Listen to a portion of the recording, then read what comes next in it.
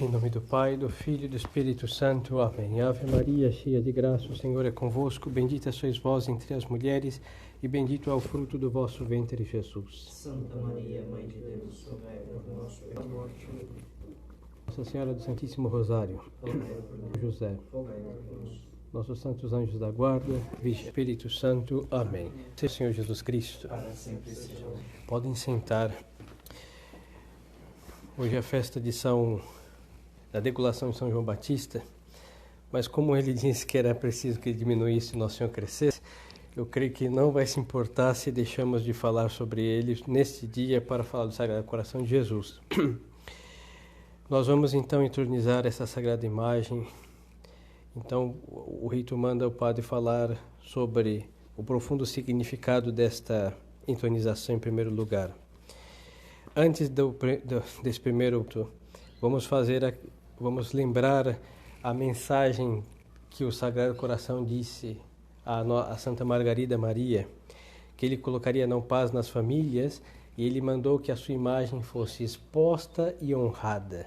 É diferente, não que os outros santos não estejam expostos e honrados, mas Nosso Senhor quer que por sua sagrada imagem ele tenha um culto de vassalagem, ou seja, ele é o rei da casa, ele é o Senhor da família, e o pai de família, ele cede este posto ao Sagrado Coração de Jesus, e a partir de então o Senhor se torna o representante do Sagrado Coração de Jesus.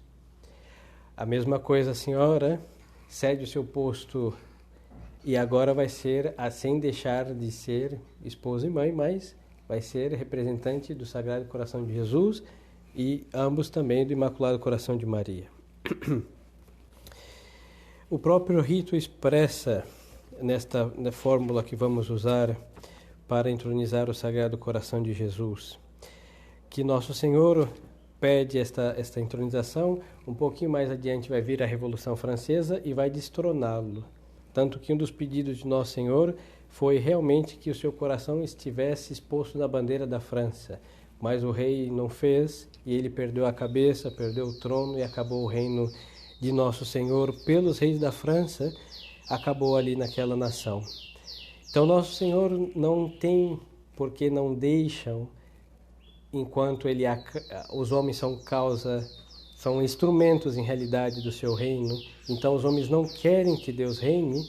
Aí Nosso Senhor falou, bom, agora eu vou reinar nas casas. Antes ele reinava nas casas, porque desde as leis justas e católicas, o seu reino alcançava todos os estados. Mas os estados se fizeram laicos, se fizeram anticatólicos, em definitiva, inimigos de Nosso Senhor, então Nosso Senhor vai se refugiar nas casas. Então esta devoção tem uma conotação, em primeiro lugar, reparadora. Porque Nosso Senhor, por ser Deus e Redentor, ele tem o direito de reinar em tudo e em todos. Mas só que os homens expulsaram Nosso Senhor das leis dos estados, do ensino, das escolas e da política em definitiva, mas só que Nosso Senhor então quer reinar na casa dos seus. Por isso essa imagem tem que ser exposta, não é para ficar escondida no quarto, não é para ficar no cantinho mais recôndito, não, é para ficar no lugar, como nós sempre falamos, onde a televisão ocupa, porque ela é exposta e honrada, não? Então vamos destronar o trono de Satanás e justamente como ele pega o melhor, vamos entregar a Nosso Senhor este lugar, então na sala da casa, no lugar da maldita televisão, e Nosso Senhor tem que ser aqui então tratado como um rei. Pio XII, falando a respeito às famílias católicas, ele dizia que este honrar, exposta e honrada, deve ser o quê?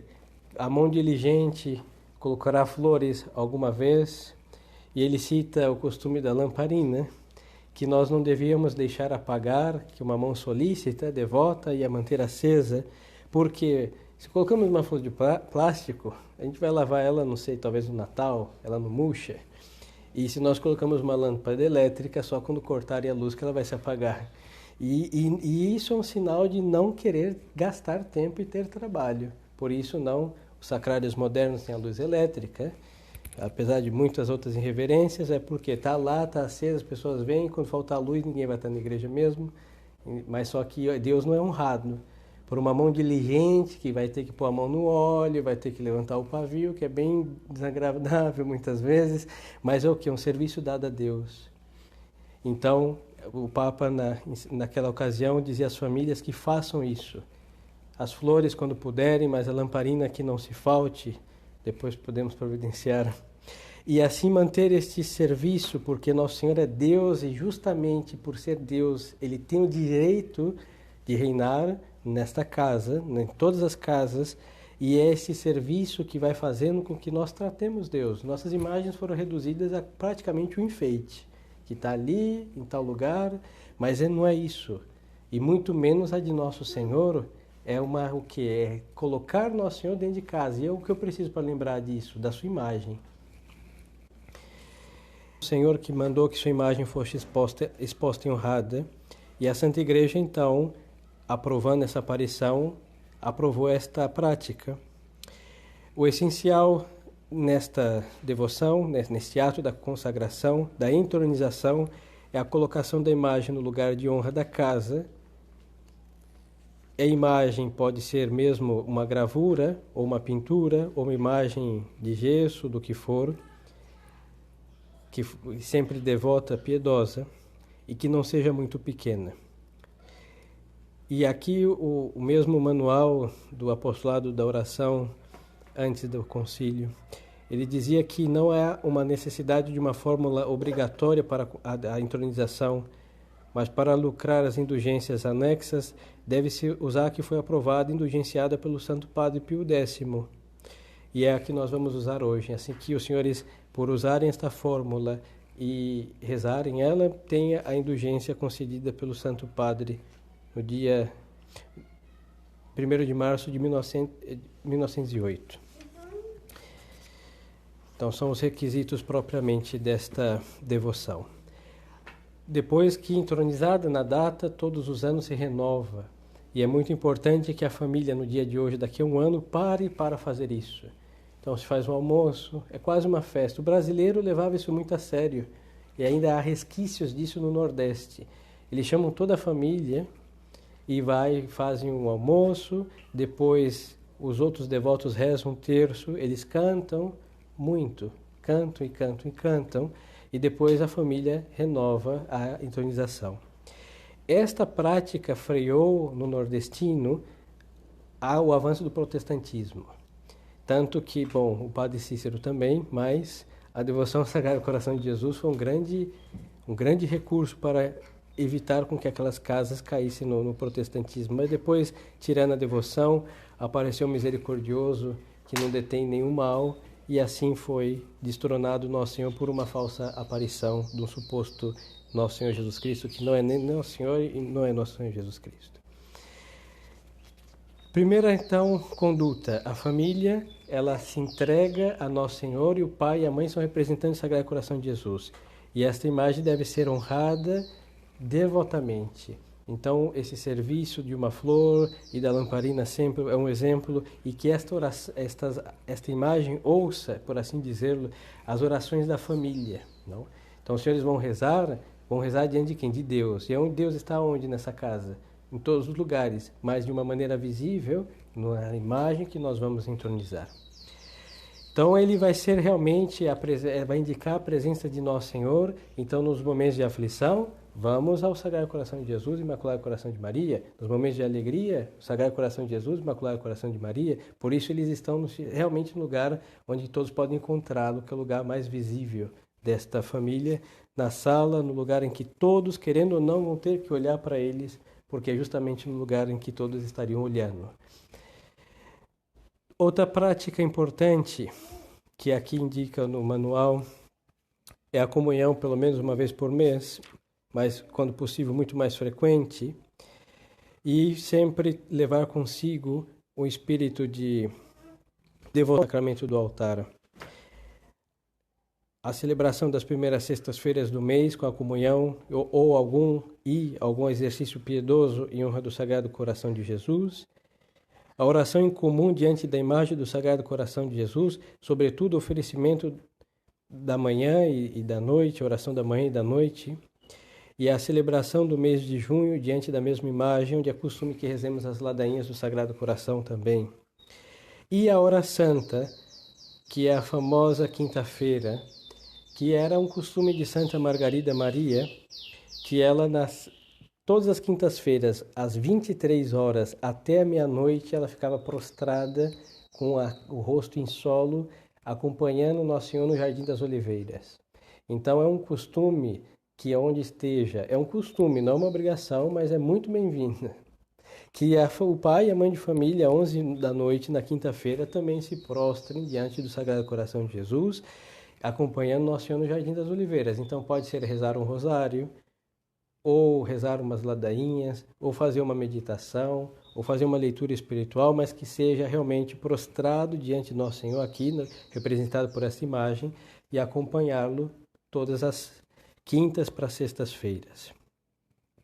O mesmo manual também recomenda o uso frequente da seguinte ejaculatória: Sacratíssimo Coração de Jesus, protege as nossas famílias, que tem 300 dias de indulgência cada vez, e indulgência plenária uma vez por mês, nas condições de sempre.